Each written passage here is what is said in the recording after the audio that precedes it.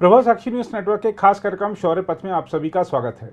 आज के कार्यक्रम में बात करेंगे मिग-21 लड़ाकू विमानों और ALH ध्रुव हेलीकॉप्टरों को सेवाओं से अस्थायी तौर पर हटाए जाने की, रूस यूक्रेन युद्ध के ताज़ा हालात की, G7 सम्मेलन के जवाब में चीन की ओर से मध्य एशियाई देशों के सम्मेलन की, पाकिस्तान के हालात की और चीन की चुनौतियों के बीच भारतीय नौसेना की बढ़ती ताकत की।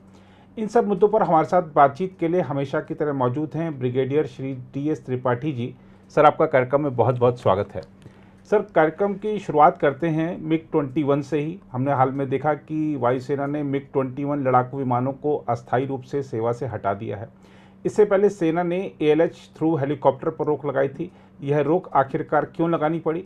इसी से जुड़ा एक सवाल यह भी है कि जब हम तीनों सेनाओं का तेजी से आधुनिकीकरण कर रहे हैं, तब हमारे प्रशिक्षु विमान दशकों पुराने क्यों हैं? नीरज जी, देखिए, मिग-21 का जहाँ तक सवाल है, मैं थोड़ी सी हिस्ट्री आपको बताऊं। ये मिग-21 1956-57 विंटेज का है जी। और कोरियन वॉर जो हुआ था उसके बाद ये पहला एक विमान था जो कि पहला फाइटर इंटरसेप्टर विमान बना था, एयरक्राफ्ट बना था जी। जो दोनों, मतलब फाइटर और इंटरसेप्टर पहले अलग अलग होते थे, दोनों को इनकॉर्पोरेट किया गया था। रूस ने बनाया था। और रूस, आप जानते हैं, जब भी कोई चीज़ बनाता है वो सस्ता बनाता था जी।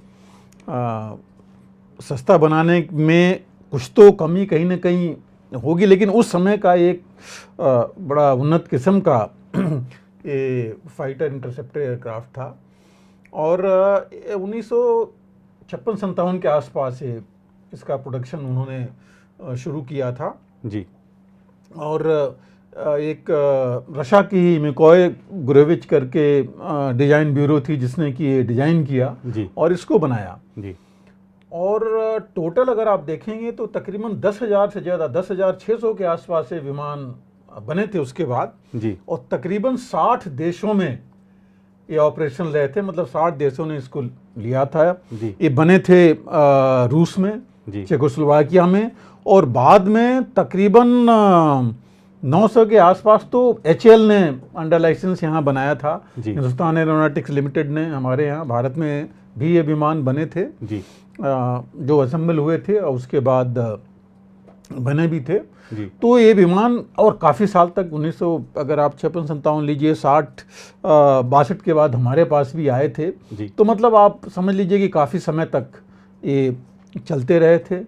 और कई देशों में ये, हमारे यहाँ ही नहीं, आप देखें इराक वॉर में, गल्फ़ वॉर में, वियतनाम में, चेकोस्लोवाकिया में, मतलब कई देशों में और कई लड़ाइयों में जो है इस्तेमाल हुए हैं और अच्छी तरह इस्तेमाल हुए हैं, इनकी चलते रहे हैं। लेकिन कुछ तो over a period of time problem इनकी आती ही है, जो भी हमारे पास ये विमान है। और इनकी सबसे बड़ी अगर आप चीज़ देखिए, जो हमारा अगर देखा जाए, जैसे मैंने कहा कि 1961 में तकरीबन एग्रीमेंट हुआ था इस विमान का जी। लेने के लिए वहाँ से, रसा से। और 1962 के बाद, मतलब 1962 के बाद सप्लाई लगभग शुरू हुई और बाद में अंडर लाइसेंस जो था यहाँ पर ये बनने लगे थे जी विमान। और हम लार्जेस्ट यूजर थे इस विमान के जी, इस फाइटर एयरक्राफ्ट के। किसी टाइम तो 200 से ऊपर हमारे पास थे जी। और इस्तेमाल हम करते रहे हैं। एज लेट एज की आप देखिए, जो ये बालाकोट स्ट्राइक में आपको पता ही है जी कि F-16 को भी मार के रहा था इससे। हाँ, और लेकिन इस पर भी लगी थी जी। इस पर भी लगी थी। और ग्रुप कैप्टन अभिनंदन, जो POK में विमान गिरा था और उनको पकड़ा भी गया था, बाद में वो आए थे। तो मतलब इस्तेमाल होते रहे हैं। और अभी जो हालात हैं उसमें ये काफ़ी कम हो गए हैं। इनफैक्ट 2019 के आसपास तो 100 से ऊपर थे जी।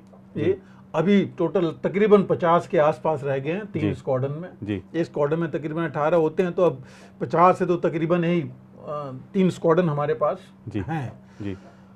जिसको कि ऑलरेडी 2025 तक पहले ही प्लान हो चुका है कि ये सारे फेज आउट होंगे जी। हालांकि पहले हो जाने चाहिए थे, लेकिन आपको पता है कि हम बड़े स्लो पेस पर हमारा मॉडर्नाइजेशन चल रहा था जी, और उसमें कमी तो आई इसीलिए, और लेकिन सबसे बड़ा नुकसान झेलना पड़ा हमें, विमान हमारे क्रैश हुए जी, और उससे ज़्यादा था कि हमारे जो इतने ट्रेंड पायलट्स थे उनकी जान गई जी, इस क्रैश की वजह से। जी, अब ये नहीं है कि सारे विमानों में टेक्निकली गलती होती है, कई है जो अगर देखा जाए तो टेक्निकल कुछ गलतियां होती हैं जी, हर एक में, मेंटेनेंस की फॉल्ट होती है। इन विमानों का प्रोडक्शन बंद हो गया था जी, काफ़ी सालों से, अब प्रोडक्शन बंद होने से स्पेयर्स मिलने मुश्किल हो जाते हैं, बिल्कुल, कहीं ना कहीं से आउटसोर्स होते हैं। जी, अब कितने स्टैंडर्ड के हैं अब कह नहीं सकते हम, जी, हालांकि देखने वाले लोग हैं लेकिन फिर भी कई बार ये मिलते नहीं है ठीक तरीके के।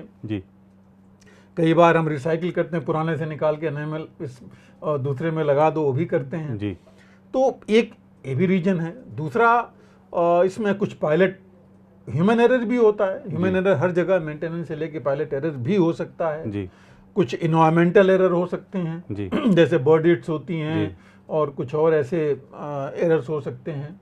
तो इस तरह की चीज़ें इसमें लगातार होती रही हैं, लेकिन बहुत ज़्यादा हुई जी, और हालत ऐसी होगी कि इनको फ्लाइंग कॉफिन बिल्कुल, बोला आ गया कि ये तो इस लायक ही हैं कि मतलब जी, कॉफिन बन जाते हैं। जी, तो और ऐसा नहीं था कि इस विमान में कमी नहीं थी, जी, जैसे मैंने कहा ये कई जगह इस्तेमाल भी हुआ, बाकी देशों में, हमारे यहाँ नहीं, और कई लड़ाइयों में, लेकिन कुछ कमी थी। जैसे एक मेजर जो कमी थी उसमें, इसका जो फ्यूल टैंक है जी, वो बीच में था, जी, तकरीबन ये कहेंगे आगे की तरफ था। जी, थोड़ा आगे आगे होने से होता था, जो ही इसका ख़त्म हुआ, जैसे कम होने लगा, सेंटर ऑफ ग्रेविटी पीछे की तरफ शिफ्ट होने लगती थी। जी, अब उसकी वजह से पायलट्स को बहुत मुश्किल होता था इसको स्टेबलाइज करके चलाना। आपको पता है कि स्पीड में कैसे इस्तेमाल होते हैं। जी, तो एक ये मुश्किल थी।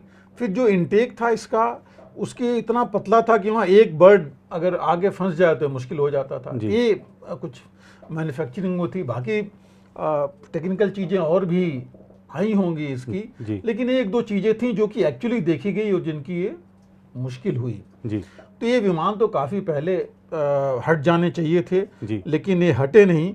और ओवरऑल अगर देखा जाए, सिर्फ ये नहीं, सब मिला करके हम भारतीय वायुसेना में तकरीबन 170 से ज़्यादा पायलट हम खो चुके हैं। जी, सिर्फ इन्हीं की बात नहीं, सब मिला के हम कह जी, रहे हैं, जी। औरों को भी, लेकिन इसमें ज़्यादा सिविलियंस भी बल्कि काफ़ी जी, काफ़ी डेथ्स हुई हैं, तकरीबन 40 से ऊपर जी। जो डेटा है उसे सिविलियंस की जी। डेथ हुई है इसकी वजह से। जी। वो लेटेस्ट आपने देखा ही है अभी, राजस्थान वाला, जो राजस्थान हनुमानगढ़ के पास जी। गांव में हुआ। जी, तो ये चीज़ होती रही है इसके साथ, इस वजह से जो है इसको मतलब हमें कायदे में कर देना चाहिए था पहले ही। जी, और लेकिन सवाल ये था कि हमारे पास कुछ था नहीं, जी। जब तक कुछ है नहीं जी। तब तक हम निकाल नहीं सकते इसको। जी, तो ये भी एक बहुत बड़ी चुनौती थी हमारे लिए। जी, आप देखिए, राफेल 25 साल नेगोशिएशंस के बाद जा करके अब आए हमारे पास, जी, और तब तक जो है हम 4th जनरेशन चलते हैं, अभी 5th जनरेशन वाले आ गए हैं, जी, 4.5 5 जनरेशन के जो एयरक्राफ्ट हैं वो आगे, इतने आगे तक जी, सब आ गए हैं। जी, और हालांकि मिग की भी बात करें तो ऐसा नहीं था, दुनिया में मैंने कहा सबसे ज़्यादा बिकने वाला, बनने वाला एयरक्राफ्ट था। जी, और जनरल डायनामिक्स का जो F-15 था उससे बल्कि ये ज़्यादा पॉपुलर रहा है। जी, जी, तो उस मामले में, और चूंकि मैंने बताया कि ये सस्ता था, जी, तो सस्ता होने से दुनिया के बाहर देशों ने भी, अफ्रीकन कंट्री से लेके अरब कंट्री से लेके कईयों ने इसको इस्तेमाल किया, जी, सीरिया से लेके हर जगह ये इस्तेमाल हुआ है। जी, वो था, लेकिन ये मुश्किल तो थी, और हर एक की लाइफ होती है, तो उस लाइफ को हमने करना चाहिए था, लेकिन जो था वो हुआ नहीं। और ये समझिए 200 अगर देखा जाए 1971-72 से के आसपास तकरीबन 460 के आसपास मिग्स क्रैश हो चुके हैं। जी, तो ये भी हमारे लिए एक बहुत बड़ी जो चीज़ थी जो हमें देखना चाहिए था, जी, कि हमें कैसे इसके लिए कुछ करें। और और लास्ट 5 सालों में करीब 50 क्रैश हो चुके हैं, जी, समझिए। जी, जी, जी। तो ये भी चीज़ आ रही थी। ये भी चीज़ आ रही थी। और सर इसके अलावा जैसे हम ध्रुव की बात करते हैं, ध्रुव पर भी रोक लगी है अस्थायी रूप से, तो हम जब रक्षा क्षेत्र में आत्मनिर्भर की बात कर रहे हैं, यहाँ पर अपने घरेलू स्तर पर प्रोडक्शन की बात कर रहे हैं, तो क्या इससे धक्का लगता है क्वालिटी या क्वांटिटी को मुद्दे को लेकर? नहीं, बिल्कुल। देखिए, वही मैं उस पर आ रहा था। ध्रुव में जैसे है, ध्रुव तो हमारा खुद का HAL ने खुद का बनाया हुआ है, हालांकि इसमें भी कई चीज़ें आई, कई टेस्ट में प्रॉब्लम आई जी। यहाँ तक कि ध्रुव हमने कुछ एक्सपोर्ट भी किया था बाहर, जी। वहाँ भी जाके उनमें प्रॉब्लम आ गई, तो वहाँ उन लोगों ने आगे से लेने से मना कर दिया। जी। ध्रुव के कई वर्जन्स भी बने, जी। एयरफोर्स, आर्मी, नेवी, तीनों के लिए। जी। लेकिन ध्रुव में देखिए लगातार प्रॉब्लम आ रही है। जी। और अगर आपको देखें तो एक्चुअली ध्रुव जो है टोटल 300 ऑपरेशनल होने थे, HAL ने बनाने थे। और ये 2002 में जो है, अगर आप देखें जो 2002 से लेकर अभी तक 16 क्रैश हो चुके हैं जी। ध्रुव के। 12 इसमें जो हुए हैं वो जो ये कह रहे हैं इंक्वायरी में कि ह्यूमन एरर हैं, 4 टेक्निकल है, लेकिन क्रैश तो हुए हैं जी। अरे काफ़ी बड़ा नंबर है जो आप अगर एक चीज़ बनाते हैं और इसी में हो जाए। लेटेस्ट आपने देखा किश्तवाड़ में जो अभी एक ध्रुव क्रैश हुआ है, उससे पहले जो है बॉम्बे में नेवी का था जो इमरजेंसी लैंडिंग करनी पड़ी जी। तो इस हिसाब से अगर देखेंगे तो आप मतलब अभी वो लेटेस्ट है 8 मई का था जी, बॉम्बे में जो हुआ ध्रुव का, तो उन्होंने भी जो है सारे ध्रुव को जो है उन्होंने वो कर दिया जी, ग्राउंड कर दिया। तो इस वजह से हुआ। और ये बल्कि म्यांमार, इजराइल तो क्या, मालदीव, नेपाल, इन कंट्रीज़ को मतलब हमने एक्सपोर्ट भी किया है जी, दिया है। तो उन्होंने भी जो है अभी उनके ऊपर प्रॉब्लम आ गई जी। और इसी को इन्होंने और नया जो अभी बनाया है रुद्रा नाम दिया है जी, ध्रुव का ही, जो आर्म्ड हेलीकॉप्टर है, बेसिकली ये आर्मी के लिए बना है जी। तो वो भी इसी का वर्जन है जी। तो ये प्रॉब्लम तो अगर हैं तो ये प्रॉब्लम को बहुत ज़रूरी है देखना, और हमें पहले ही देखना चाहिए था। अगर 2002 से ये चीज़ शुरू हो गई है जी, और आज हम 2023 में हैं, उससे पहले अगर 14 क्रैश हो चुके हैं, जो भी रीज़न है उसकी पहले सुधार हो जाना चाहिए था। और अभी 23 मई को जो है कोस्ट गार्ड का एक था जिसमें प्रॉब्लम आई है कोची एयरपोर्ट के आसपास 3 दिन पहले जी। तो ऐसा नहीं है कि ये ऐसे ही है, रिपोर्ट्स अगर हैं तो एक बहुत बड़ी मैं ये कहूँगा कि कमी है जी हमारे अंदर, जो आप अभी मेंशन कर रहे थे क्वालिटी कंट्रोल की। और मैं कहूँगा कि हमें तो एडवांस सोच रखनी चाहिए जी। हम तो अभी 20 साल पहले घूम रहे हैं जिनमें प्रॉब्लम आ रही है और अभी भी रेक्टिफाई नहीं कर पा रहे हैं, और जबकि इतने advance versions all over the world आ चुके हैं जी। तो हमें तो लगातार इम्प्रूवमेंट्स करते जाने चाहिए थे जी, जो इसमें नहीं हुआ। तो अभी जो है और यही नहीं है, ये ध्रुव जो है इसका सिविल वेरिएंट भी है जी, जिसका इस्तेमाल हो रहा है बाहर, कई उसमें कंपनीज कर रही हैं जी, इंक्लूडिंग ONGC और बाकी। तो ये अगर ऐसे है तो हमें इसके बारे में सोचना बहुत ज़रूरी है। और दो जो मेन इश्यूज इसके आए हैं कि इसका एक जो कंट्रोल रॉड होता है जो कि इसके ब्लेड्स को, रोटर ब्लेड्स को कंट्रोल करता है, उसमें कुछ फॉल्ट्स नज़र आए हैं जी। इसके हाइड्रोलिक्स में कुछ इश्यूज आए हैं जी। और ये कोई जो मैं बता रहे हैं तो नॉर्मल जानकारी की, जो कोई बहुत बड़ी मेजर वो नहीं है जी।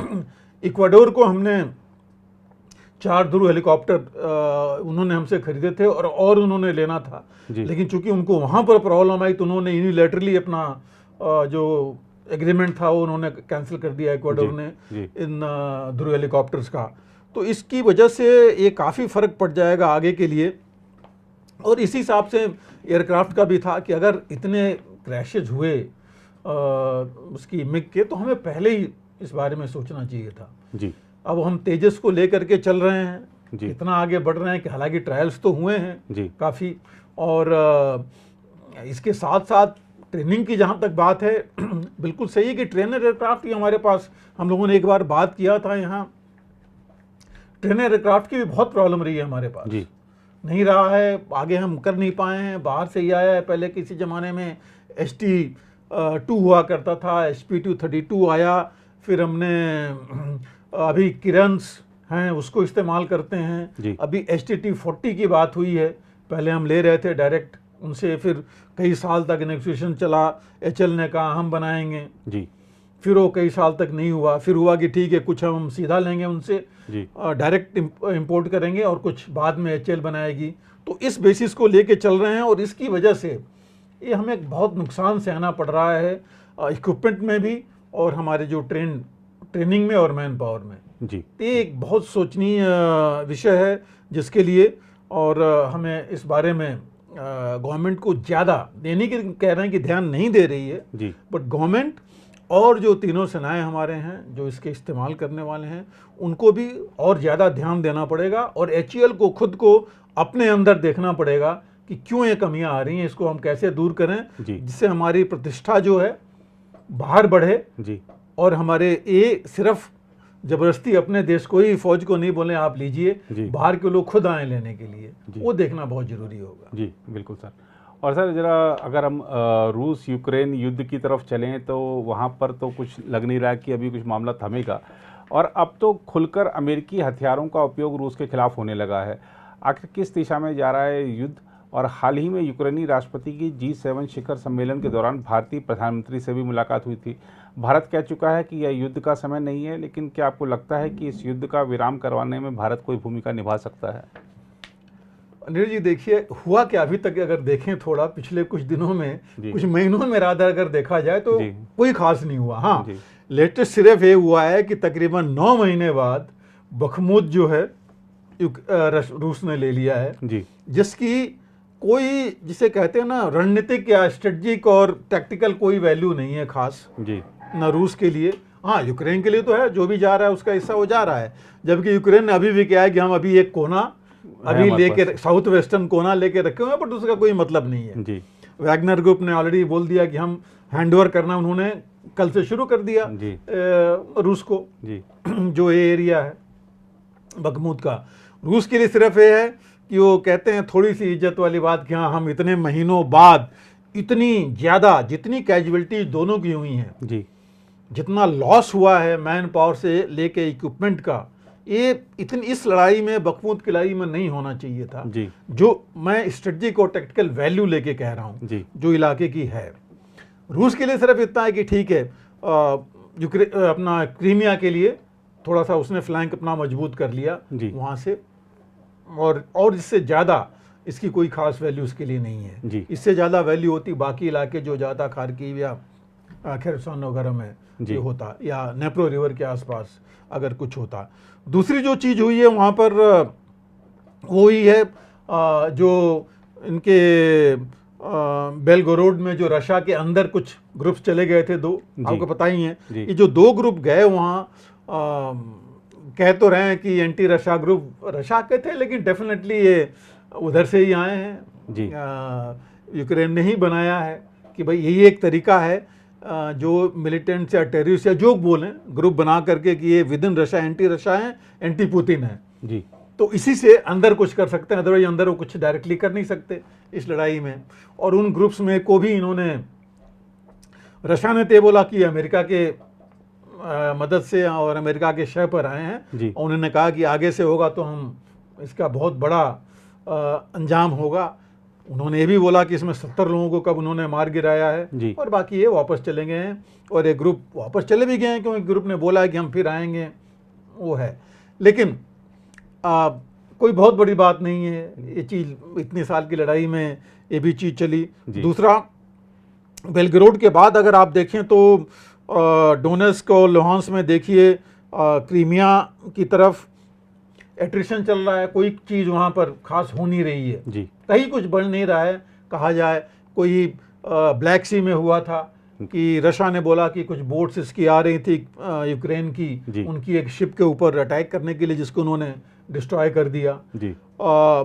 उसके अलावा आप अगर देखें तो अमेरिका 3 महीने पहले तक बिडेन ने कह रहे थे कि यूक्रेन को F-16 की जरूरत नहीं है जी, अभी वो कह रहे हैं कि F-16 हम देंगे।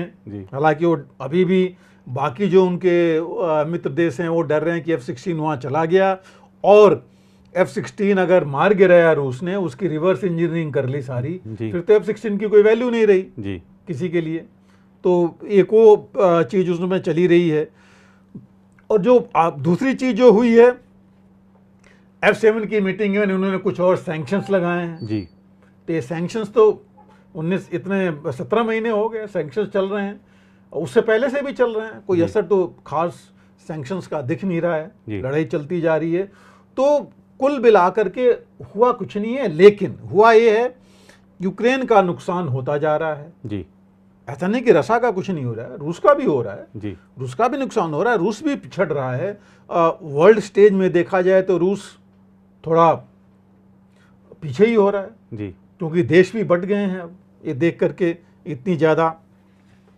दूसरी जो न्यूज़ आप देख रहे हैं, पूरी लड़ाई अगर टिकी है आर्टिलरी के ऊपर, गन्स के फायरिंग पर, मिसाइल्स के फायरिंग पर और एयर के ऊपर। तो एक और जो वो है, यूक्रेन का एम ये है कि 4-5 जगह पर फ्रंट खोल दो कि रशिया उतनी जगहों पर डिसिपेट हो जाए, मतलब एक जगह फोर्स अपनी कॉन्सेंट्रेट नहीं कर पाए जी। और जबकि एक बहुत बड़ा रूल है लड़ाई का, कॉन्सेंट्रेशन ऑफ फोर्स, तभी आप निकल पाएंगे। और जबकि बखमूत में बहुत पहले आप देखिए, हम लोगों बात कर रहे थे 2-3 महीने पहले अपना इंग्लैंड MI6 ने, मिलिट्री इंटेलिजेंस यूके ने बोल दिया था कि बखमूत जो है अब हाथ से निकल जाएगा, रहेगा नहीं। फिर भी और वो लोग एडवाइस भी कर रहे थे जेलेंस्की को कि भाई इसको छोड़ दो और अपनी फोर्स को एक जगह कहीं और कॉन्सेंट्रेट करके और रशिया के अगेंस्ट करो जी। लेकिन वो कह रहे थे हम लोग की मूंछों की लड़ाई पड़ गई थी, इसलिए इन्होंने किया नहीं। और अल्टीमेटली अभी इनको वापस तो आना ही पड़ा वहाँ से, नुकसान बहुत हुआ जी। अगर ये कह रहे हैं कि 20,000 सिर्फ इसमें मारे गए और रशिया के, तो इनके भी तो कम नहीं हुए होंगे वहाँ पर। और इसको कैप्चर में रशियन ट्रूप्स तो थे नहीं ज़्यादा जी, मैक्सिमम तो वैगनर ग्रुप था जी। तो वैगनर ग्रुप के जो भी हों, और वैगनर ग्रुप ने इनके भी मारे हैं। कल ही देखिए वो कह रहे हैं कि एक अमेरिकन कोई एक सर्विसमैन की डेथ हुई है जिसकी बॉडी उन्होंने अभी हैंडओवर की है। और यहीं से बखमूत से 107 जो इनके प्रिजनर्स थे यूक्रेन के, वो वापस हुए हैं। तो मतलब उस हिसाब से देखा जाए तो हुआ कुछ नहीं है, नुकसान ही नुकसान हो रहा है इसमें जी। तो ये एक मेन चीज़ है। और दूसरी जो चीज़ हुई है पिछले कुछ दिनों में, इतने नाम करके पैट्रियट मिसाइल का इतना ज़्यादा नाम था अमेरिका का, आप देखिए वो आई, एक पैट्रियट मिसाइल डाउन कर दी रशिया ने जी। उसके बाद कोई नाम ही नहीं ले रहा है पैट्रियट मिसाइल का, ना ये भी नहीं पता लग रहा है कि दोबारा इस्तेमाल हो रही है कि नहीं हो रही है जी जी। तीसरी चीज़ आई थी स्टॉर्म शैडो मिसाइल जी, जो इंग्लैंड की तरफ से आई थी जी। उसका ही बहुत नाम था, बहुत उससे आई, उसमें से भी एक को मार गिराया रूस ने। उसके बाद उसके बारे में भी कोई ऐसी न्यूज़ नहीं आ रही है जी। तो सबसे बड़ी चीज़ है कि अमेरिकन इंडस्ट्री, अमेरिकन या नाटो इंडस्ट्री तो टेस्ट तो कर रहे हैं, डर भी रहे हैं कि जो जाएंगे अगर वो रिवर्स इंजीनियरिंग करके वो हो गया। और ऐसे अगर इनके जो ये पैट्रियट और स्टॉर्म शैडो, जिसको ये बहुत बड़ी मिसाइल्स मानते थे, वो अगर डिस्ट्रॉय कर दे रहा है रूस, तो वैल्यू तो रूस की बढ़ रही है, रूस के वेपन्स की बढ़ेगी। कि बाहर के देश जो इससे डरते थे वो कहेंगे वो तो कुछ नहीं है, तो इनका भी काट है जी। तो एक ये भी चीज़ जो नई चीज़ आ रही है, जो नाटो को और अमेरिका को सताया जा रही है जी, कि भाई अगर हम नए नए अपने लाए हैं, उनका काट आ जाएगा तो मुश्किल तो हमारी है बिल्कुल। तो एक ये चीज़ है, ये सब चीज़ें जो हुए हैं। और दूसरा जो है मेन चीज़ हुई है, देखिए कितने अभी तक देखा जाए, हम लोग पहले बात कर चुके हैं इस पर, 50% से ज़्यादा पॉपुलेशन यूक्रेन की डिस्प्लेस हो गई जी। यूक्रेन का तकरीबन 60% इंफ्रास्ट्रक्चर बिल्कुल ध्वस्त हो चुका है। मतलब इसको ये कहिए, अंग्रेजी में कहते हैं अनप्रेसिडेंटेड, किसी लड़ाई में इतना बुरा हाल नहीं हुआ कहीं भी जितना कि इनके इंफ्रास्ट्रक्चर का हुआ। घरों को ले लीजिए, इंडस्ट्री का ले लीजिए, कहीं का हर एक चीज़ का ले लीजिए, सबका हुआ। और अगर कह रहे हैं कि 1,80,000 अगर रूस के मरे हैं, तो जो न्यूज़ आ रही है 1 लाख से ऊपर, तो इनके भी कहा जा रहा है कि सोल्जर्स मरे हैं जी।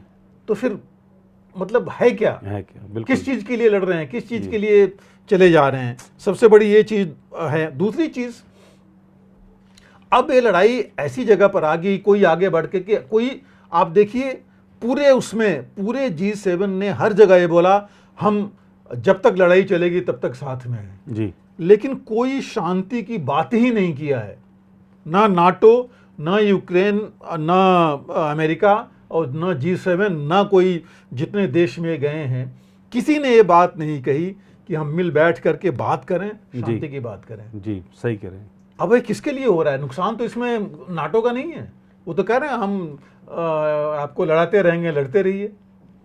रशिया कह रहा है हम भी आप देखिए रशिया का स्टेटमेंट था, उनके मेदवेदेव का ही स्टेटमेंट था, और उनके इसने एक और जूनियर डिफेंस में के मिनिस्टर ने भी बोला है कि तो बहुत लंबा चलेगा, सालों तक चलेगा जी। तो मतलब क्या हुआ? आप देखिए दोनों के एम नहीं आ रहे हैं, ना तो रूस का एम अपना अचीव हो रहा है, ना यूक्रेन का अचीव हो रहा है, ना नाटो का कि नाटो मेंबर बनेगा। यूक्रेन ही चाहता था, वो हो नहीं रहा है। सालों साल लड़ाई चलेगी, जब तक चलेगी तब तक ये मेंबर तो बन ही नहीं सकते जी जी। तो ये अगर देखिए तो इसमें बहुत ज़्यादा ये मतलब मैं ये कहूँगा कि जब तक ये बाकी देश जो इनके पीठ के पीछे पड़े हैं, और मैं पहले भी कह रहा हूँ अभी भी ये है कि ये जेलेंस्की के हाथ से लड़ाई निकल चुकी है, कंट्रोल तो इन्हीं के पास है बाहर जी। तो यही है कि ये चाहते हैं कि इसको खींचते रहो लड़ाई को जब तक ये चलती रहे। तो ये लंबी लड़ाई होने वाली है। एक चीज़ मैं इसमें कोट करना चाहता था कि एक बहुत पहले इनके वो थे नाटो के ही थे एक फाउंडर मेंबर, जिन्होंने कहा था कि एम था इनका, लॉर्ड इसमें नाम था उनका, उन्होंने कहा था कि नाटो का एम है, फर्स्ट सेक्रेटरी जनरल थे, उनका कहना था कि नाटो का एम है to keep Americans in, Germans down, because Germany Europe में सबसे आगे बढ़ रही थी, इंग्लैंड और फ्रांस से सबसे आगे था, एंड रशियंस आउट। वही एम लेके चल रहे हैं और वही एम ये अचीव करना चाहते हैं कि नाटो भी नीचे रहे, हर जगह यूएस आगे रहे, जो नाटो नहीं समझ रहा। अब शायद नाटो के भी समझ में ये बात आ रही है।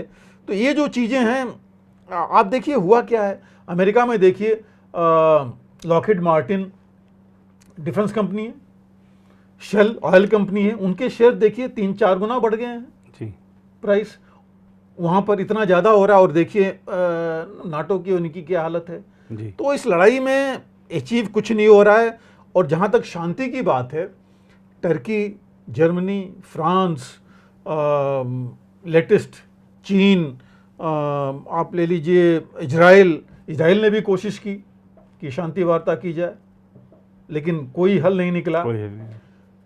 लेकिन अगर जेलेंस्की दूसरी बार मोदी से मिल करके और ये शांति की बात कराना चाहते हैं, तो मतलब कुछ तो है, उनको लगा होगा कि बाकी सारे तो फेल हो गए, हो सकता है यहाँ से कुछ मिल जाए, पहली चीज़ जी। और दूसरी चीज़ ये कि ये चीज़ हुआ कहाँ? G7 के सामने हुआ, जहाँ जेलेंस्की ने बोला, सारे G7 बैठे हैं, वहाँ पर जेलेंस्की ने बोला कि मोदी से, तो उनको लगा कि मोदी मीन्स मैं भारत ही लूँगा जी, वही हैं जी। और पर्सनल इक्वेशन उनका ही है जी, जो बहुत मैटर करता है इंटरनेशनल डिप्लोमेसी में जी, कि पुतिन के साथ जो संबंध है या जो बातचीत, इनफैक्ट मोदी का स्टेटमेंट था कि इन्होंने 5-6 बार बात की है इनसे, जेलेंस्की से जी। पुतिन से आप जानते ही हैं कितनी बार बात हुई, और हमारे फॉरेन मिनिस्टर बाकी लोग आए गए, उनके आए, सही बातचीत थी। इसका मतलब उनको कुछ लगा जी कि इसमें भारत या मोदी इसको लेके आगे बढ़ सकते हैं, और उम्मीद तो जगी है। लेकिन भारत शुरू से कह रहा है, मोदी ने शुरू से बोला है, it is not an era of war. Modi ने ये भी कहा है कि ये कूटनीतिक तरीके से मिल बैठ करके सॉल्व होना चाहिए। हो सकता है कि जो बाकी लोग नहीं कर पाए वो चीज हो जाए, और एक साथ अगर एक सामने नहीं बिठा पाए तो मोदी इन लोगों से बातचीत करके शांति प्रस्ताव थोड़ा आगे बढ़ा सकें। कुछ नहीं हो, एक सीज फायर ही हो जाए फिलहाल, और तब आगे बढ़ें। लेकिन इसमें मेहनत ज़्यादा होगी, सिर्फ पुतिन और जेलेंस्की से काम नहीं बनेगा, अमेरिका को भी साथ में लेना पड़ेगा। अमेरिका चाहेगा साथ में आना, नहीं आना, एक ये भी सोचने वाली बात है जी। और आई एम श्योर पुतिन और जेलेंस्की तो चाहेंगे। जी, तो ये चीज़ थोड़ी देखनी है, बट उम्मीद तो जगी है जरूर। उम्मीद तो जगी है जी, और उम्मीद पे दुनिया कायम है। बिल्कुल। और G7 का ही आप सर जिक्र कर रहे थे, तो G7 देशों के नेता जापान में शिखर सम्मेलन की जब तैयारी कर रहे थे, उसी समय चीन के राष्ट्रपति शी जिनपिंग ने मध्य एशियाई देशों कजाकिस्तान, किर्गिस्तान, ताजिकिस्तान, तुर्कमेनिस्तान और उज्बेकिस्तान के अपने समकक्षों से मुलाकात की। आखिर पश्चिम का विकल्प बनने की योजना के तहत चीन मध्य एशिया में किस तरह अपना प्रभाव बढ़ा रहा है? इसके अलावा G7 और क्वाड के संयुक्त बयान को जिस तरह चीन ने खारिज किया, उसे कैसे देखते हैं? नीरज जी, देखिए, आपको एक चीज़ सोचनी पड़ेगी कि पहली तो जो सेंट्रल एशियन रिपब्लिक्स हैं उनकी इम्पोर्टेंस जी, और ये बहुत है। एक बार पहले भी मैंने कोट किया था, एक बहुत पुरानी राइटर थे जिन्होंने लिखा था, और वो उन्होंने करीब 30 साल पहले लिखा था कि जो सेंट्रल एशिया के ऊपर उन्होंने राज का जो करेगा वो लिखा था। एक तरह से मतलब जो इन्फ्लुएंस रखेगा वो वर्ल्ड पॉलिटिक्स में काफ़ी आगे आएगा जी। और इसीलिए यहाँ के लिए आप देखिए सभी जो है जब वहाँ कोशिश करते रहे, अमेरिका भी, नाटो भी, हिंदुस्तान भी, भारत भी, और चीन अब कर ही रहा है जी। ब्लिंकन भी गए थे अभी 2 महीने पहले, वहाँ कुछ कंट्रीज में मिले और चीन ये कर रहा है। लेकिन उससे पहले, सबसे पहले अगर आप देखें तो G7 की जो बात किए हैं कि शुरुआत वहीं से हुई G7, और G7 ने पहली बार अगर आप देखें तो खुल करके चीन के विरुद्ध बोला है। आप इसके पहले की सारी मीटिंग्स देख लीजिए, जो इंग्लैंड में मीटिंग हुई थी उसमें थोड़ा बहुत मेंशन था, ट्रेड के ऊपर था चीन में उस समय, बिकॉज ट्रम्प के टाइम काफ़ी ट्रेड का वो था, उन्होंने काफ़ी रिस्ट्रिक्शन भी लगाए थे चीन के साथ, लेकिन इतने कड़े शब्दों में नहीं था जितना कि इस बार हुआ है। हम सबको पता है कि चीन के बारे में, चीन की विस्तारवादी नीति के बारे में खुल के बोला गया है, इंडो पैसिफिक के बारे में बोला गया है, और बड़ा क्लियरली ये बोला गया है कि जो टेरिटोरियल इंटीग्रिटी है दुनिया में वो हर हालत में मेंटेन होनी चाहिए हर एक कंट्री की। एंड ऑफ कोर्स ये इंडिया के इंस्टेंस पर, इंडिया तो हमेशा भारत बोलता रहा है, ये चीज़ आई है वहाँ पर। तो इस बार काफ़ी कुछ मैसेज गया है और चीन का तिल मिलाना इसके ऊपर वाजिब है, बिकॉज उसने कभी सोचा नहीं था कि इस तरह से चीज़ें आएंगी जी। और उन्होंने यहाँ तक बोला कि G7 खुद देखे कि क्या क्या कर रहा है, इतने कंट्रीज़ में वो यूक्रेन में रह करके लड़ाई करा रहा है। बाकी उन्होंने कोट किए हैं कोरिया, इन्होंने इराक, इन्होंने अरब कंट्रीज़ का कोट किया है कि वहाँ पर जा कर के इन्होंने यही किया है जी। तो ये सब चीज़ें हैं जो कि इसमें आई हैं और नेचुरली ये चीज़ फ़र्क पड़ा है। अब जो है सेंट्रल एशियन रिपब्लिक्स में हमेशा अगर आप देखें तो रूस का दबदबा रहा है। रूस जो है वहाँ पर, क्योंकि वो थे भी इनके साथ के और उनके नस्ल के लोग हैं, सोच उस तरह की थी, तो रूस का दबदबा ज़्यादा था। और बहुत सालों से अमेरिका या नाटो ट्राई कर रहे थे सेंट्रल एशियन रिपब्लिक्स पर अपना थोड़ा कब्जा नहीं कहूँगा मैं, अपना जो है दम दिखाने की, अपनी जो है इन्फ्लुएंस लाने की, जो सक्सेसफुल नहीं हो रहे थे। अब जब रशिया लड़ाई में आ गया, थोड़ा पीछे हो गया है, उतनी इनकी मदद शायद नहीं कर पा रहा है, तो चीन को लगा कि इस वॉइड को हम फिल करें और वहाँ पर अपनी नीति अपनाएं। और इसीलिए चीन जो इसको वल्फ वाली नीति बोली जा रही थी कि वो तो खूंखार नीति अपनाता है, उसको छोड़ के अब चीन जो है सॉफ्ट डिप्लोमेसी पर आ गया है।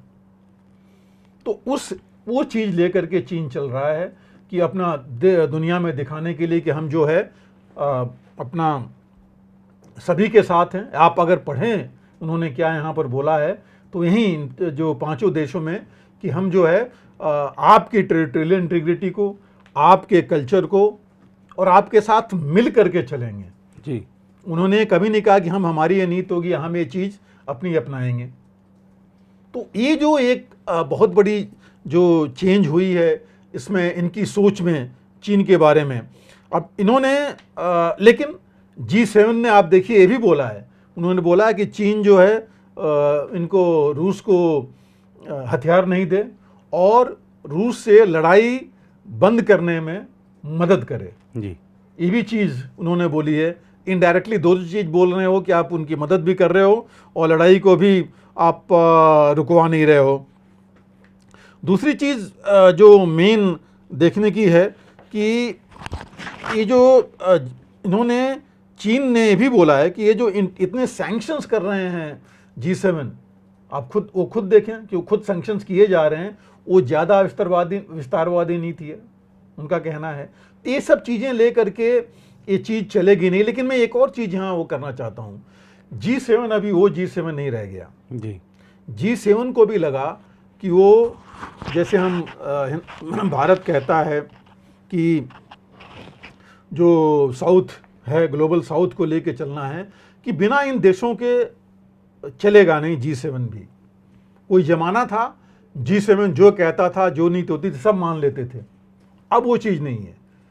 अब G7 कहेंगे वो अपना करें, जो लोग जो कॉम्पिटेंट हो रहे हैं देश, वो कहते हैं हम आत्मनिर्भर होंगे, हम अपने हिसाब से चलेंगे।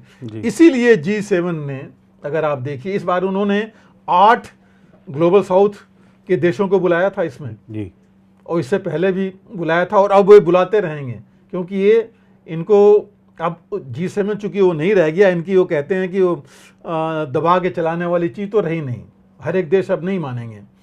और देश जो है ग्लोबल साउथ के, आप देखिए जिस कंट्री में मोदी गए, आप हर जगह लोगों ने यही बोला कि हम आपके साथ हैं। फिजी में देख लीजिए, पपुआ गिनी में लोग यही कह रहे हैं कि ग्लोबल साउथ के आप ही लीडर हैं, बिल्कुल आपके साथ हम आपके लीडरशिप में चलना चाहेंगे। और भारत ने ही पहली बार ग्लोबल साउथ की बात करनी शुरू की, बात ही सुनने की, थर्ड वर्ल्ड के नाम नहीं लिया, ग्लोबल साउथ कह रहे हैं जी। जिस तरह भी हैं, कुछ ना कुछ हर एक देश में है जी, जिसको मिला के चलेंगे। तो अब ये चीज़ इनको ग्लोबल अपना G7 को भी लग गई है। और जहाँ शी जिनपिंग का सवाल है, आप देखिए शी जिनपिंग पिछले कुछ महीनों में उन्होंने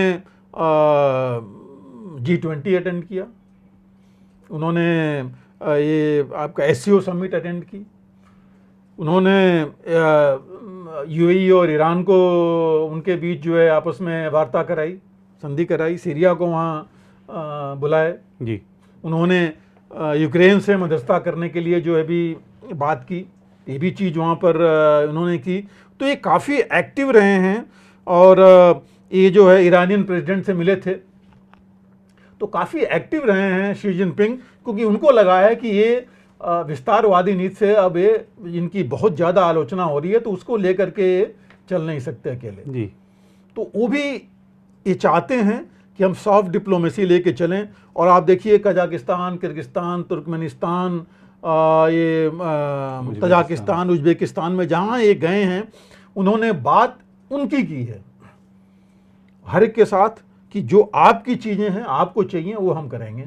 और ये इन्होंने रेल नेटवर्क की भी बात की है, एयर नेटवर्क की भी बात की है वहाँ पर।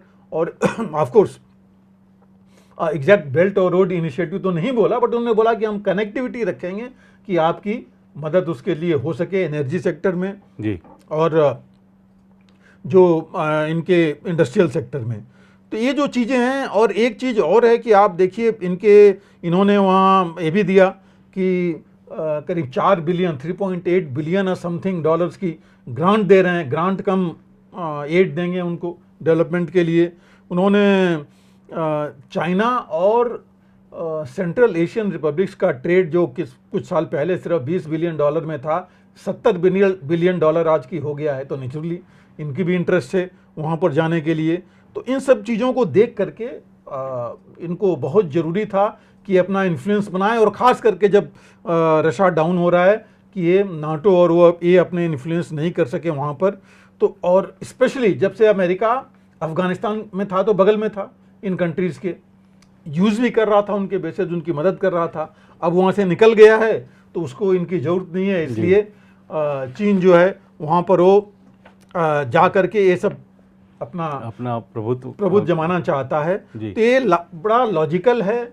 और जो इस बार G7 से जैसे आपने कहा कि इसको जो क्रिटिसिज्म मिली है उसको भी भरपाई ये इसी हिसाब से करना चाहता है जी, कि हम आपकी अब सब नहीं सुनेंगे, हम भी अपने कुछ देशों में रखेंगे और उनको साथ लेके चलेंगे, आपसे ज़्यादा इन्फ्लुएंस हम करेंगे। तो ये चीज़ जो है करेंगे। इसके साथ एक चीज़ और है, G7 की वैल्यू इसलिए भी कम होगी कि जो ट्रेड है, अभी तक डॉलर ही मेन था, अब ये कंट्रीज मिल करके ये अपना नया वो शुरू कर रहे हैं। और इन्होंने 3R का नाम दिया है, रूपी, रूबल और एक और इन्होंने दिया है नाम, रूपी, रूबल और रियाल या रैंड, ऐसा मतलब इन करेंसीज को आगे लाया जा रहा है। चाइना ने तो अपना आगे ले ही आया था, या गोल्ड को ला रहे हैं कि इसकी जगह गोल्ड से हम ट्रेड करें। और गोल्ड सार से लेके, रशिया से लेके इन कंट्रीज में है, इस्तेमाल हो सकता है। तो इस वजह से G7 का इन्फ्लुएंस धीरे धीरे कम करने की कोशिश कर रहे हैं। जी। और अगर हम अपने पड़ोसी पाकिस्तान की बात कर लें सर, तो वहाँ पे हालात क्या हैं? कभी कहते हैं कि जो PTI है, वहाँ विपक्षी पार्टी इमरान खान की पार्टी, उस पर बैन लग जाएगा। कभी जो इमरान खान और उनकी पत्नी को नो फ्लाइंग लिस्ट में डाल दिया जाता है। अभी इमरान खान को फिर से गिरफ्तारी का डर सता रहा है। उनकी पार्टी के नेता जो हैं वो पार्टी छोड़ दे रहे हैं। एक रिपोर्ट आई है कि जो पूर्व ISI चीफ हैं उनको सर्वाधिक लाभ हुआ है कुछ घोटालों से। तो ये सब चल क्या रहा है वहाँ पर? दिखाने को तो खैर सभी जानते हैं वहाँ पे लोकतंत्र के नाम पर कैसा माहौल होता है, लेकिन जो हालात हैं वो क्या दर्शा रहे हैं? नहीं जी, देखिए, बाकी तो हम देखते ही रहे हैं क्या है जी। ये जो चीज़ आप देखिए कि जब 2018 में इमरान खान को प्रधानमंत्री बने थे क्या, बनाया गया था। बिल्कुल भाई, फौज नहीं बनाया था, वहाँ सभी कहा गया था कि फौज के साथ हैं, फौज ने इनको बनाया, ये प्रधानमंत्री बने जी। और किसी तरह खींच करके वो चलते रहे 3 साल, चौथे साल में पहुंच गए। चौथे साल में जाकर के इनके अगेंस्ट इतने ज़्यादा करप्शन से लेके बाकी चीज़ों के चार्जेस लगे। काफ़ी इनके जो विरोधी पार्टियां थीं सारी इकट्ठी हुई एक साथ, और बीच में इन्होंने उस समय भी थोड़ी आर्मी की क्रिटिसिज्म शुरू की, लेकिन आर्मी से ज़्यादा इन्होंने अमेरिका की क्रिटिसिज्म शुरू की। और आपको याद होगा कि उन्होंने यहाँ तक कहा कि इंडिया को देखिए कि रूस के साथ अमेरिका की नहीं सुन रहा है और अपनी जो मर्जी अपने हिसाब से, अपने इंटरेस्ट के हिसाब से काम कर रहा है जी। तो इन्होंने क्या किया, हमने पहले भी कहा था कि पाकिस्तान चलता है अल्लाह, अमेरिका, आर्मी, इन तीनों की वजह से।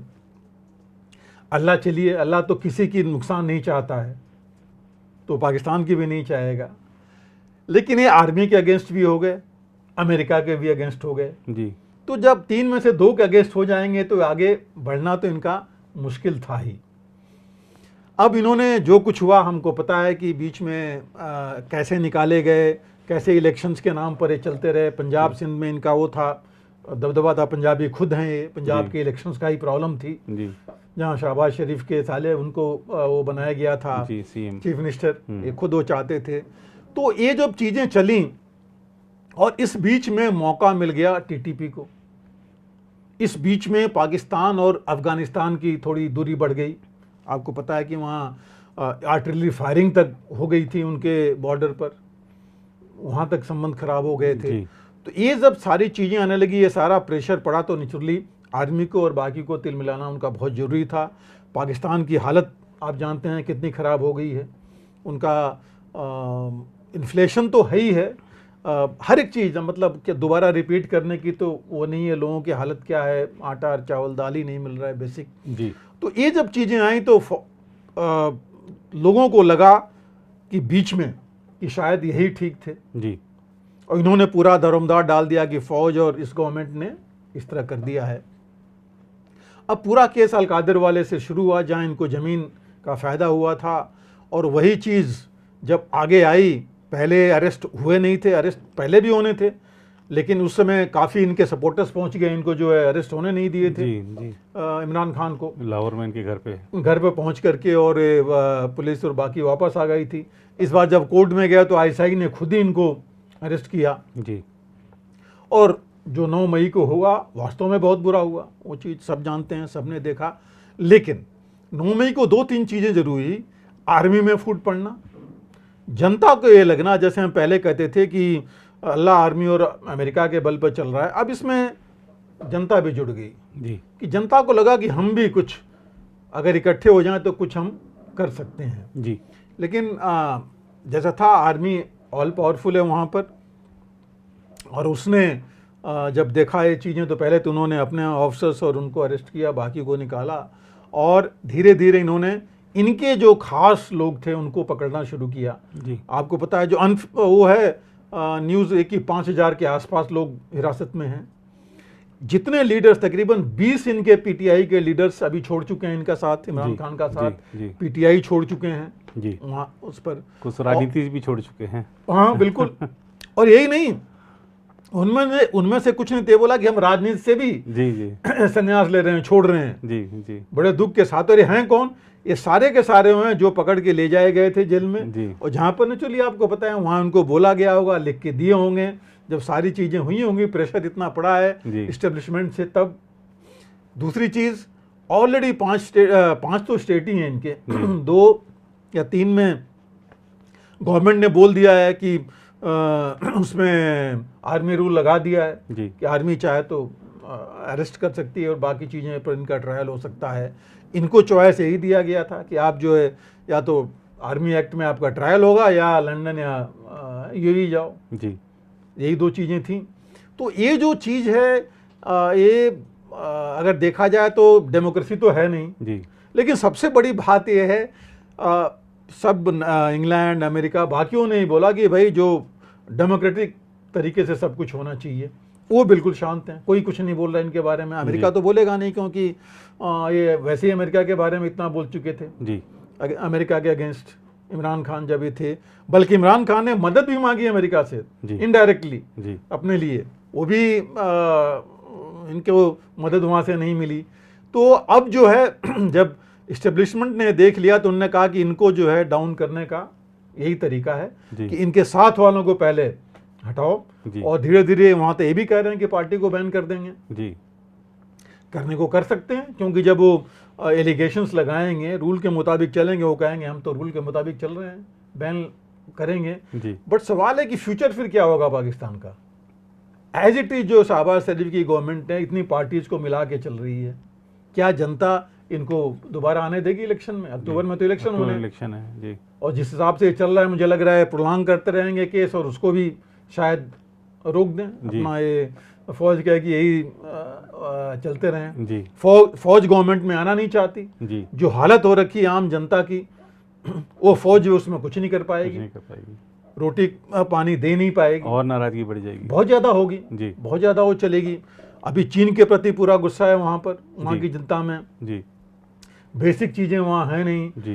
रोज देखिए कहीं ना कहीं बलूचिस्तान, खैबर पख्तूनख्वा, कहीं ना कहीं कोई ना कोई सिक्योरिटी फोर्सेस के लोग मारे जा रहे हैं जी। पिछले 3 महीने में देखिए ऑलमोस्ट देखिए हर दूसरे तीसरे दिन ये चीज़ चल रही है जी। तो ये एक बहुत ऐसे लेवल पर पाकिस्तान पहुंच गया है कि वो तकरीबन अनस्टेबल हो रहा है। और मैं दोबारा एक कोट करूंगा कि जो स्टीफन कोहेन ने अपनी किताब में 1985 में लिखी थी, जिसमें उन्होंने एन आइडिया ऑफ पाकिस्तान था, उसमें लिखा है कि आने वाले सालों में पाकिस्तान ही पाकिस्तान का दुश्मन बनेगा जी। कोई कहता है बाहरी को आने की जरूरत नहीं पड़ेगी जी, और ये आपस में ही लड़के अपना 1971 हो सकता है रिपीट कर लें जी, जी। जो बात वहाँ ऑलरेडी बलूचिस्तान और इसकी खैबर पख्तूनख्वा की चल रही है जी।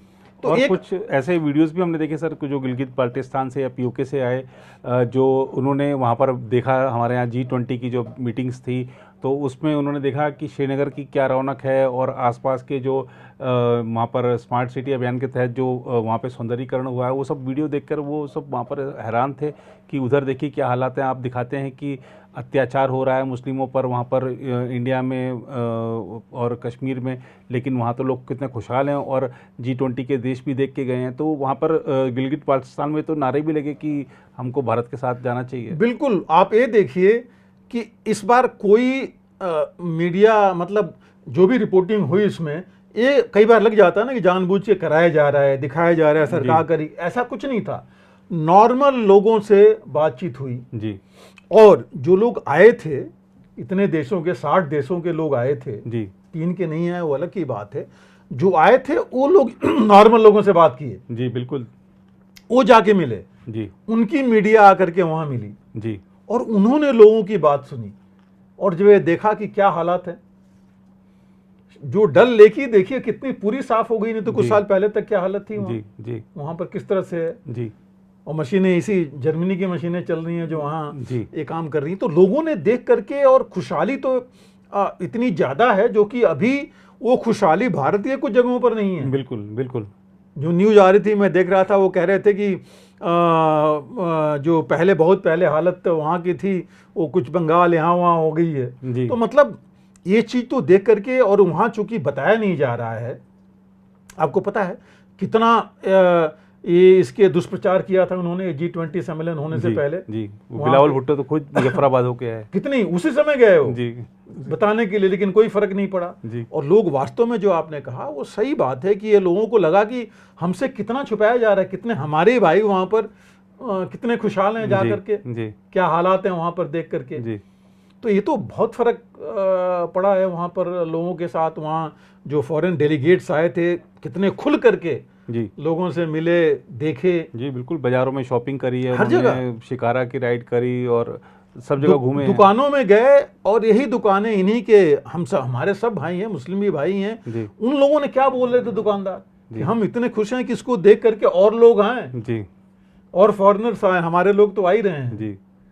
मुझे तो, मैं तो ये कहूँगा कि जितने लोग कह रहे हैं पाकिस्तान के हैं, उनको लाना चाहिए और दिखाना चाहिए कि आगे देखो यहाँ क्या कंडीशन है जी।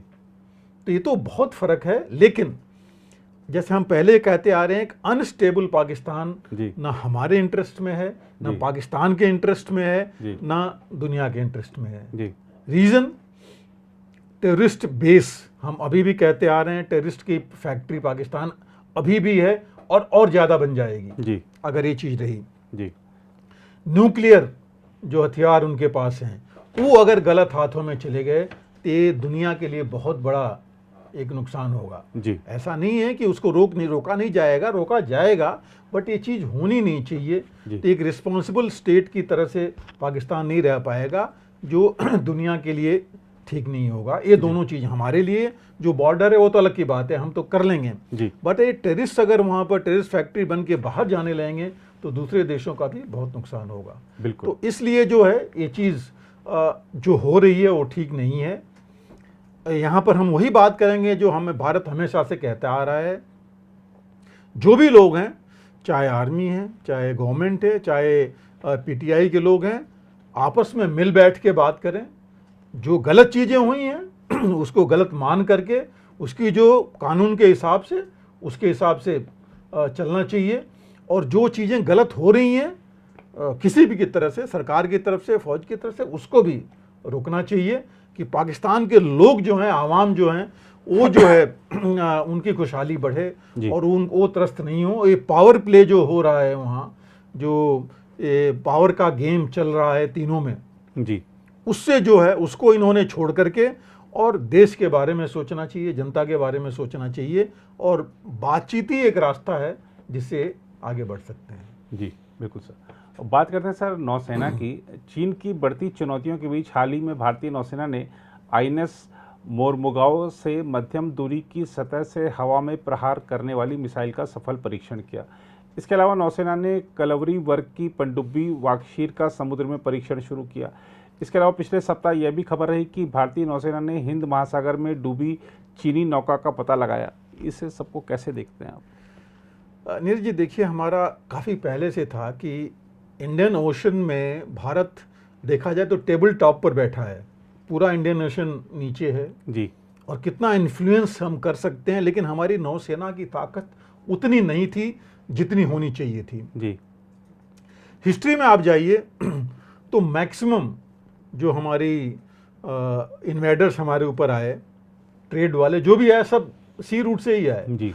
जो 26/11 का जो अटैक हुआ था वो भी सी रूट से ही हुआ जी। तो जहाँ तक ग्राउंड लेवल में हम काफ़ी मजबूत थे, एरियल में हम काफ़ी मजबूत थे जी। मजबूत इन द सेंस उसको डिटेक्ट करने में, रिकी में, और एक्शन लेने भी शायद हम सी पर उतना ही नहीं थे जी, उतना ध्यान नहीं था। और बहुत ज़रूरी था, पनडुब्बी में हमारी काफ़ी कमी थी, जिसमें ये जाना हमें देखना ज़रूरी था। और हमारी जो है तकरीबन कुल मिलाकर के जो हमारा एक्सक्लूसिव इकोनॉमिक जोन है करीबन 24 लाख स्क्वायर किलोमीटर है जी। थोड़ा ही, मतलब 2-3 लाख में कहें, अगर मेरे ख्याल से हम 5वें या 6ठे हैं वर्ल्ड में एक्सक्लूसिव इकोनॉमिक जोन में अमेरिका आज की डेट में सबसे ज़्यादा है उसके पास, क्योंकि चारों तरफ से उसका है, और बाकी जो जगह हैं जहाँ पर सी उसके वो हैं। हमारी जो बाउंड्री है, सी बाउंड्री तकरीबन 7,500 किलोमीटर से ज़्यादा है। तो काफ़ी बड़ा हमारे पास एरिया है जी, जिसको हमें देखना ज़रूरी है। और ये शुरुआत हुई थी, ऐसा नहीं हुआ कि नहीं हुई थी। आप देखिए, हमने ट्राई सर्विसेज कमांड जब बना था, अंडमान निकोबार कमांड अब तो काफ़ी पुराना हो गया है और बड़ी अच्छी तरह से उसने अपने आप को इस्टेब्लिश कर लिया है। और वो एरिया ऐसा है कि वहाँ से हम साउथ चाइना सी से लेके इंडो पैसिफिक से लेके सब एरियाज को नज़र रख सकते हैं जी, देख सकते हैं वहाँ से, और देख सकते हैं, इन्फ्लुएंस भी कर सकते हैं। तो ये बहुत ज़रूरी था कि जिस आप बात कर रहे थे इस सबमरीन की, इस सबमरीन को एक्चुअली ये तो छठवीं और मेरे ख्याल से आखिरी सबमरीन जो अभी बनी है।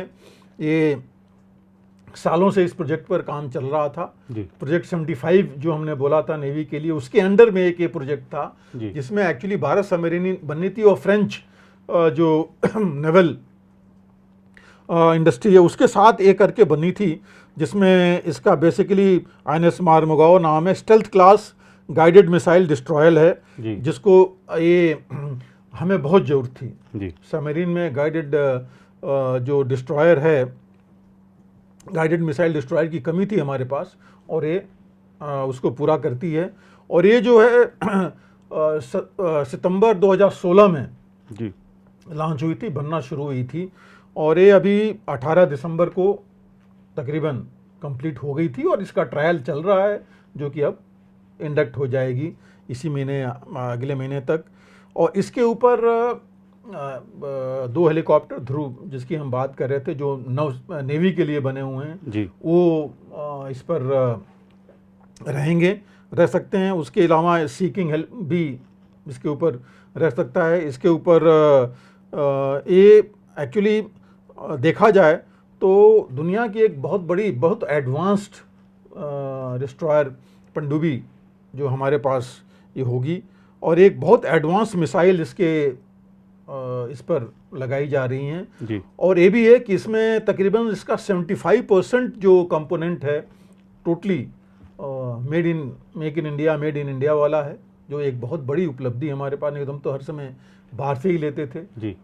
इनफैक्ट आपको याद होगा काफ़ी पहले कि टर्की से हमने कांटेक्ट किया था 2 सबमरीन बनाने के लिए, जो बाद में डील कैंसिल हुई टर्की के साथ। तो इसमें 32 जो है अपना बराक जो SAM surface to air missile इसमें रहेंगी, जो इससे लॉन्च की जाएंगी, जिनका कि ट्रायल इसमें हुआ है। 4 टॉर्पीडो ट्यूब्स होंगे और 2 रॉकेट लॉन्चर्स होंगे, बेसिकली एंटी सबमरीन मेजर्स के लिए, कि अगर अंदर से कोई और दूसरी सबमरीन बिकॉज सबमरीन के लिए सबमरीन ही सबसे बड़ी, सबसे डिस्ट्रॉयर्स जो है वही है, सबमरीन है। तो उसके लिए भी वेपन्स लगे हुए हैं। इसमें नेवल गन है, और इसके अंदर रॉकेट कंट्रोल सिस्टम, प्लस इसके साथ रेकी और के लिए भी बहुत एडवांस इलेक्ट्रॉनिक सिस्टम्स लगे हुए हैं, क्योंकि काफ़ी मतलब वर्ल्ड के काफ़ी एडवांस्ड हैं सिस्टम्स। तो बेसिक फैक्ट है कि जो बनी है इसमें काफ़ी आगे की सोच करके बनाया गया है, जिसको हमें बहुत फ़ायदा करेगी।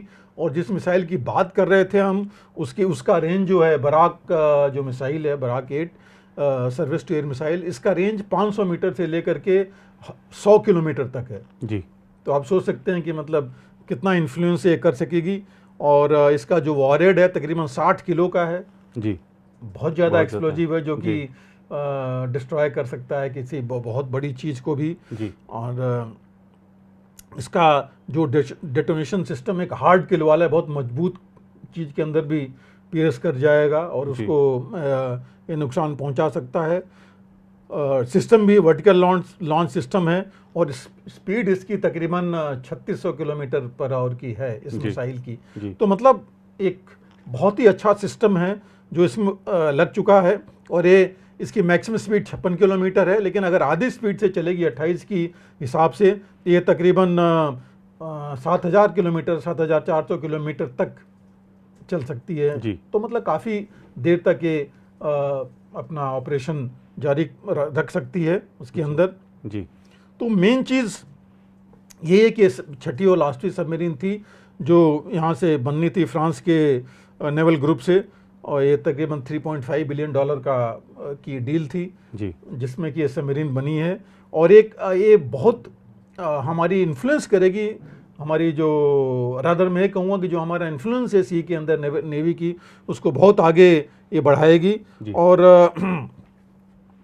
इसमें इनफैक्ट अगर आप देखेंगे तो जो मैं अभी हम बात कर रहे थे कि प्रोजेक्ट 75 की उसमें एक सबमरीन्स का बहुत बड़ा प्रोजेक्ट था 1999 से ये सोच चल रही थी और प्रोजेक्ट चल रहा था और जैसा हम कहते हैं कि हमेशा डील हमारी तो लेट होती हैं जी, लेट हुई थी लेकिन फिर भी अगर 2016 से और अगर भी बन गई है मझगांव डॉक लिमिटेड के थ्रू ये बहुत बड़ा अचीवमेंट है 75% इंडिजनाइजेशन से और आगे मुझे पूरी उम्मीद है कि 85-90 तक पहुंचेंगे 5-10% तो हर एक अभी आज भी रूस और अमेरिका भी बाहर से ले रहे हैं कुछ ना कुछ तो वो तो रहेगा जी।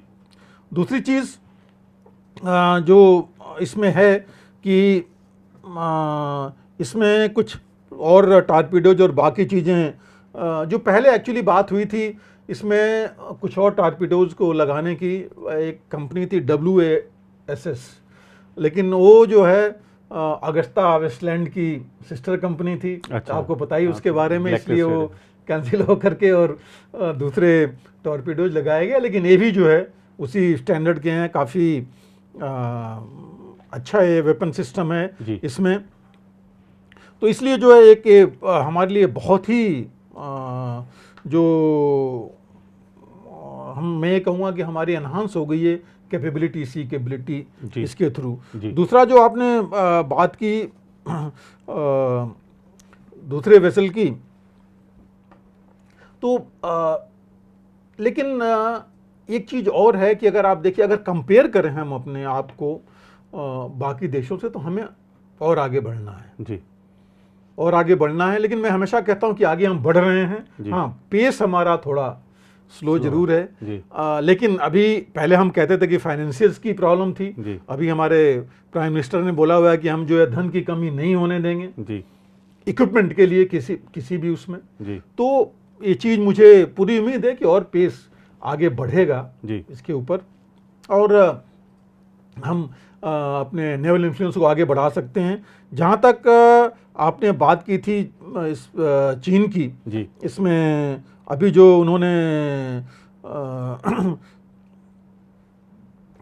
चीन की जो एक पोत डूबा हाँ जो उनकी बेसिकली पोत एक जो है उनकी डूब गई थी क्या मतलब फिशिंग वेसल थी जिसका उनको पता नहीं लगा कि वो थी उस समय हमारी खैर नेवी कि कुछ एलिमेंट्स तो वहाँ आसपास थे ही और उन्होंने हमको भी भारत को भी बोला उन्होंने और उस समय सबसे पहले P-80 जो हमारा एयरक्राफ्ट था उस टेक ऑफ किया और सबसे पहले उसने जा कर के पता किया कि ये कहाँ पर है उसका पूरा लोकेशन पता करके उन्होंने जो है चीन को भी खबर की और वो आए वहाँ प्लस मदद भी किया उनको वहाँ जितनी हो सकती थी लोगों को निकालने में 39 लोग तकरीबन मिसिंग थे सारी इन्फॉर्मेशन भी वहाँ उन्होंने दी। तो ये अगर देखा जाए तो आप ये देखिए कि इसमें हमारी इंडियन नेवी सिर्फ एक डिफेंस या कहते हैं लड़ाई की यूनिट नहीं है ये हर एक चीज़ में पीस टाइम में डिजास्टर मैनेजमेंट में जहाँ जिसको मदद की ज़रूरत है वहाँ मदद करती है और चीन ने धन्यवाद भी किया हिंदुस्तान का बाद में इसके लिए तो ये एक चीज़ देखी जाए तो ये मदद जो है बाकी के लिए भी है कि बाकी देशों के लिए भी है कि वो डिपेंड कर सकते हैं हिंदुस्तान पर। ऐसी अगर त्रासदी कहीं आती है ऐसी अगर कोई चीज़ होती है तो इंडियन नेवी पूरी कैपेबल है उसके लिए इन सब चीज़ों में उनकी मदद करने के लिए। और इसमें जो मैं बात कर रहा था P-80 जो एयरक्राफ्ट है उसने जो है उसके जो सारे इक्विपमेंट है सर्वेलेंस इक्विपमेंट उन्होंने लोकेट भी किया और उन्होंने मदद की गाइड किया चीन की जो शिप थी उसको वहाँ पर उस जगह पर। तो मानविक मानवता के दृष्टिकोण से, डिजास्टर रिलीफ की दृष्टिकोण से हमेशा भारत ये करता आया है और हमेशा तैयार रहता है इसके लिए। बिल्कुल। और भारत की एक खूबी है कि वो सबके लिए मदद के लिए सबसे पहले खड़ा रहता है। चाहे हमने देखा कि किस तरीके से तुर्की भले दुश्मनी दिखाता हो लेकिन भारत ऑपरेशन दोस्त चलाता है वहाँ पर।